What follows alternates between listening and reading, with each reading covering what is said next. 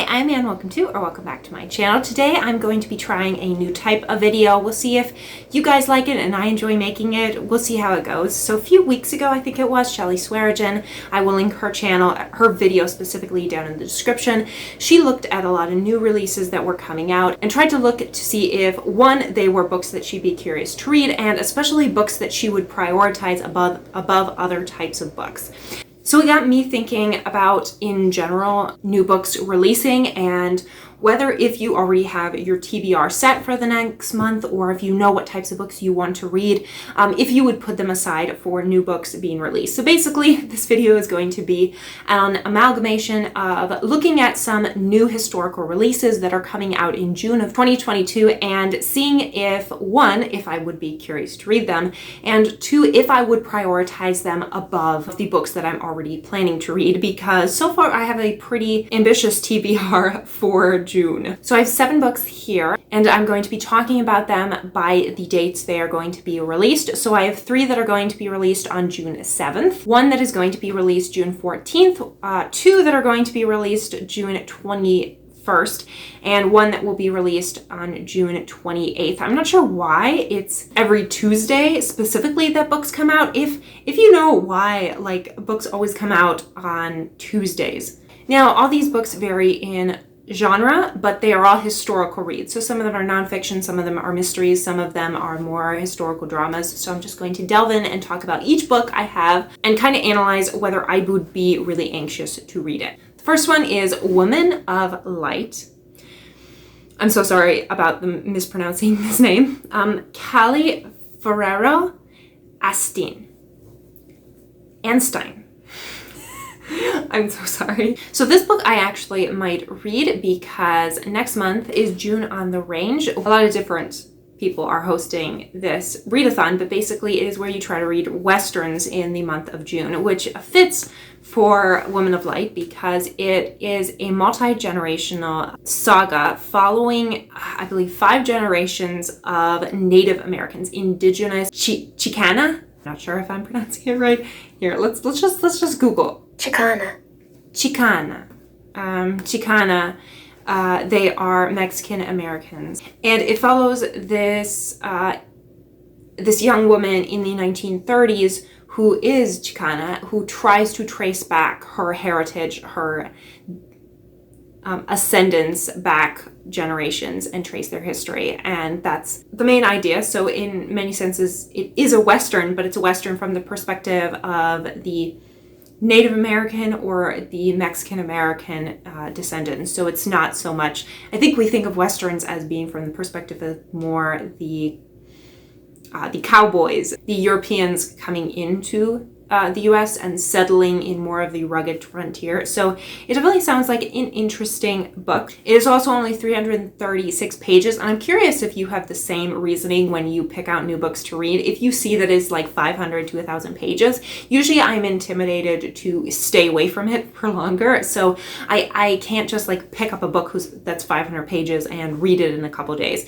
I need to carefully plan out and say, okay, I'm going to devote like 2 weeks to this book because it is a lot of work and a lot of reading. So I'm curious if you see a new book coming out and know it is longer, are you less likely to pick it up as quickly? But this one I'm curious to read, and I have already ordered it from the library, so I may actually be reading it in actually June, depends on when I get it. All right, the next one is The Teacher of Warsaw by Mario Escobar. This book follows this teacher in Warsaw, Poland during World War II. It is based on a real life story, I believe, but it is like a fictionalized version of that story. And the teacher attempts to protect the children that are under his charge. Here is the thing. Do I think I will be running to read this book? No, but it does look quite intriguing. But my problem with it is this. A lot of the historical new books that are being released, there is at least 2 or 3 every single month that is set during World War II. I just think that World War II as a setting for historical fiction is just a really oversaturated field. And especially considering how long the history of the world has been to just focusing mostly on Europe, mostly on either Poland, Germany, France, or England during World War II. It just frustrates me to see just so many historical fictions released that are just specifically set during that time. And even if you wanted to set a book during World War II, why not make it set in Japan or in China? Or instead of being set in the very specific field of like Nazi Germany and the countries around that. It's just, to me, I don't know. It's frustrating to see so many similar books come out. So will I be running to read this? No. But it does look like a good book. Next one. Oh, wait for this title. It's The Rise and Reign of the Mammals, A New History from the Shadow of the Dinosaurs to Us by Steve Brudsak. This book looks very intriguing, but again, it is over 500 pages. And if you will recall, I just mentioned that usually I'm scared away from books that are over 500 pages from reading them immediately after they come out because I know I will have to devote more time to them. But this one certainly sounds intriguing. Bruce Sates is a paleontologist, and it is a very popular topic to write about dinosaurs.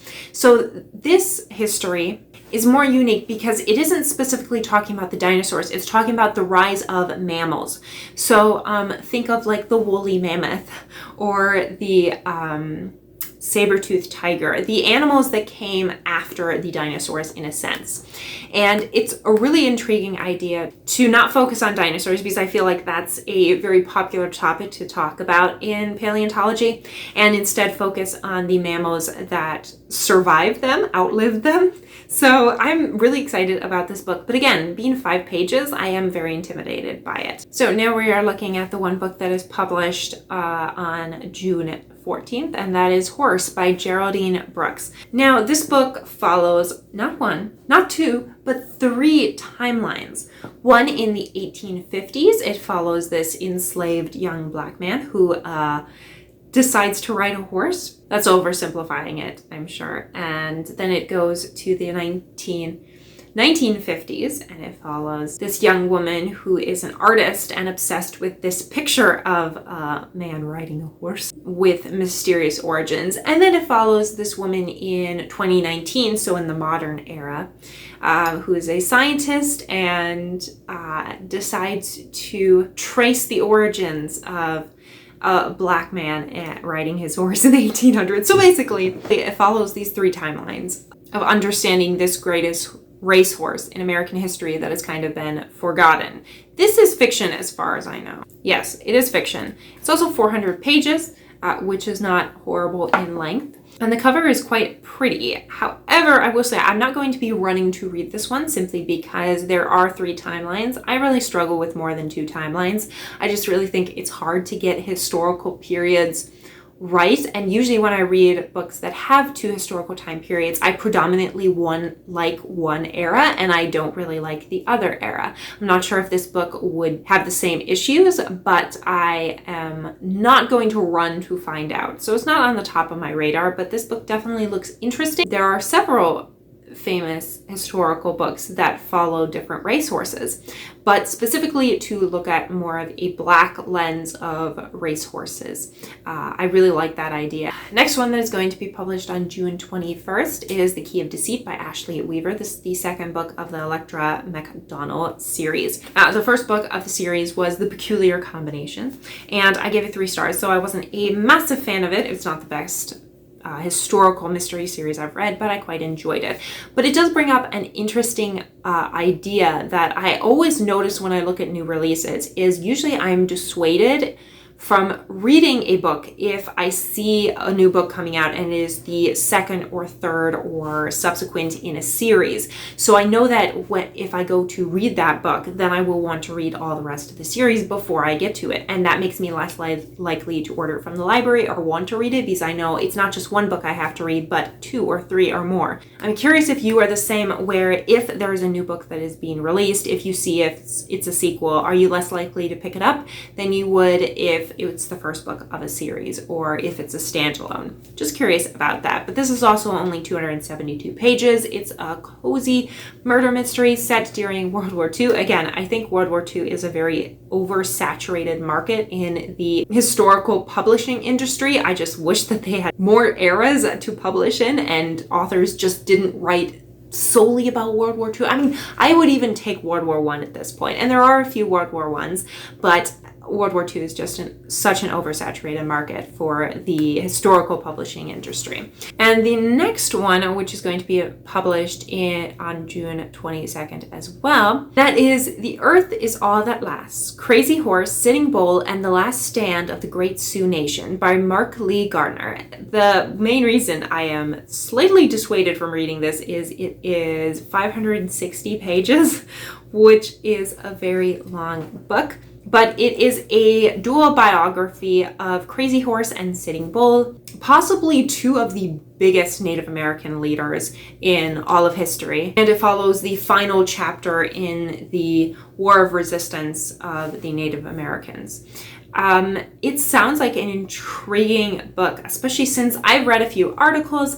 I have watched a few documentaries on Crazy Horse and Sitting Bull, but I do not know much about them personally or exact historical information about them. So I'd be curious to read this book. But again, I'm dissuaded by that very long length. Gardner is an author that seems to know a lot about the Old West. He wrote quite a few biographies of historical figures within the Old West. So he wrote one for Billy the Kid, Jesse James, Theodore Roosevelt, and his Rough Riders. He also wrote a biography about Geronimo. So the fact that he has so many books that have been published on these topics seems like he is something of a resident expert on the whole Old West, which is one reason that I should read this book, or at least pick up one of his books, because June on the Range and I need to read Westerns next month. But I don't see myself running to read this book. The final one we have comes out June 28th, and that is The Nurse's Secret by Amanda Skenendorf.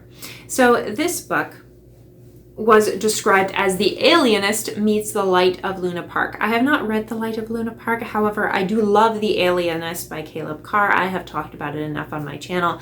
But this one is set in the 1880s in America's first nursing home. And it seems to be a type of a murder mystery about a young woman who is a rough and tumble, street smart girl and thief who, while running from the police, finds herself entering this nursing school at Bellevue Hospital, which is a fascinating setting. And specifically, it says that Skenendar, I'm so sorry if I pronounce her name, she brings her medical expertise to a page-turning story that explores the evolution of modern nursing, including the grisly realities of 19th century medicine as seen through the eyes of an intriguing and dynamic heroine. So while this is a historical murder mystery, I really like the idea of setting it in a very real part of history and trying to understand a little bit of how the medical field, specifically the nursing field, was doing during that time. So this one is higher on my list. I can see myself reading it sooner, not only because it is only about 300 pages, so it's much shorter, but it is more of a mystery, and it's also set in the late 1800s, and my favorite time in history to research is from like the 1860s all the way to like the 1910s. That is my favorite era in history, I've noticed. So I will have this high on my list. So there's maybe about, I would say, 2 or 3 books that I mentioned in this video that I will be probably either reading next month or at least ordering from the library and trying to find time to read. So I'm curious, when new books come out, how do you judge whether you want to read them or not? Specifically, I'm looking at historical books in this video, but I'm curious if you have specific genres that you know, oh, I have to read a lot of the books coming out in this field, or if you simply follow certain authors that come out with new books, or if you just don't really care about the new books coming out, because that's okay too, because half the time I don't care either. So let me know your thoughts down in the comments. Thank you so much for watching. If you like this video, like, subscribe. I post every Saturday and Wednesday at 6 p.m. Eastern time, and I will see you all in the next video. Have a great week. Bye.